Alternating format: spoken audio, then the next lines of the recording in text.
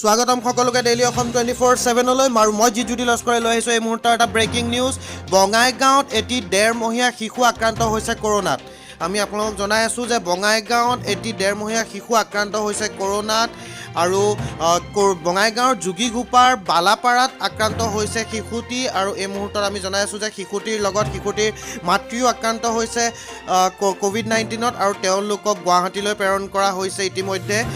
যোৱা দেওবাৰে আমি জনাই আছোঁ যে যোৱা দেওবাৰে বঙাইগাঁৱত 17জন লোক আক্ৰান্ত হৈছিলে কোভিড-19ত আৰু তাৰে 13জন লোক আছিলে যোগীঘোপাৰ।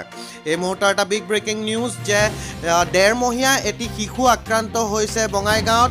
আমি জনাই আছোঁ যে দেওবাৰে বঙাইগাঁৱত কৰোনা আক্ৰান্ত হৈছিলে 17গৰাকীকৈ লোক আৰু তাৰে 13গৰাকী লোক